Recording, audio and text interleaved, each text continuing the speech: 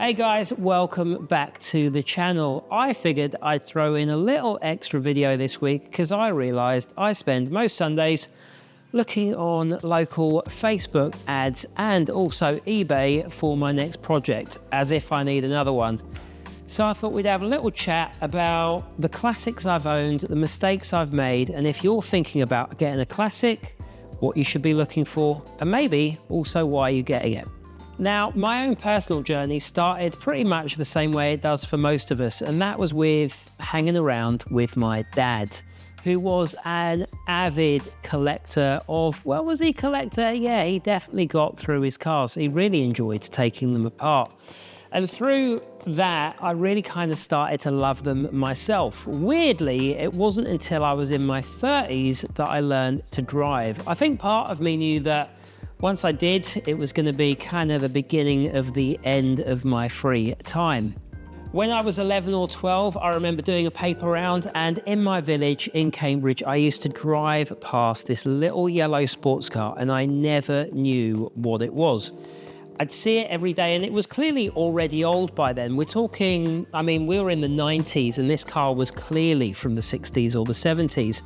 And one day I caught the owner and just asked them what it was, and it was the Karmann Ghia. And since then, I can honestly say I've probably only seen maybe 3 or 4 in the road in my entire life, which is absolutely mental. They really are unicorns. Now, I think for most of us, the idea of owning a classic car is very, very different from the reality.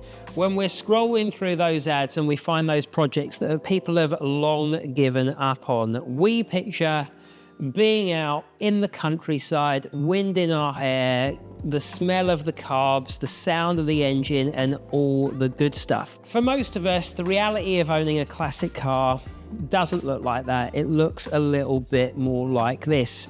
A car you've bought sat in the corner of some space somewhere for years because you didn't realize how much it was going to cost you when you bought it. I've made all these mistakes time and time again. Look through my YouTube videos and you will find cars that quietly disappeared. The other thing that I've learned when it comes to these cars is the more time you spend on them when you get them, the less time and money you will spend on them in the years to come. Now, let me give you some examples of the monumental mistakes I have made when I've bought my classic cars so you don't have to. For instance, on the Mini, I really should have checked out the rust issues, gone over it with a screwdriver, and also taken a professional with me to look over the engine. But as we all do when we want something bad enough, we buy it emotively, and you really have to step away from your heart when you're picking a classic car. So, Karmann Ghia, perhaps, as I've already said, one of my favorite cars of all time. And when I was down south picking up a VW Crafter, which had ended up costing me a lot of money, and I was sat in a hotel room one night, I ended up on Facebook Marketplace and found this. And it was advertised for £12,000. Now, I had no plans to buy it, but I called the owner, took a drive over to his house in the dark, first mistake, and we took it out for a ride. As some of you may know, this is on Air Ride. It's a Mark I early Linebug Air Ride system. And again, emotively, I just absolutely fell in love with it. I'd always wanted a car on Air Ride. I had no idea how it drove. It drives terribly, but looks very cool. And it wasn't until I got it home, jacked it up, and had a mate look at it, that we found that both the rear trailing arms had been absolutely hacked to pieces, and we spent the next 2 months dismantling all of the rear suspension and putting it back together over and over again, and we still haven't fully fixed it. Now, we all know about the Mini, don't we? And if you don't, I'm running a full series on it. But what it does is it brings me to another very valid point. And that is, if you are going to get a classic car, make sure you have experts around you. You really, really need to have friends that are interested in running these cars and maintaining them if you want to learn yourself. I've been very, very lucky, partly because I'm super, super belligerent when it comes to calling companies and asking for help. And whilst we're on that point, a big shout out to Cheshire Minis and Brian for giving me as much of his time as he has done this week on advice on stripping down the back of this car. But you are going to need yourself a Brian. So start hanging around clubs before you get into these cars and start asking the right questions, and even find someone who you might be able to take along with you to look at these cars.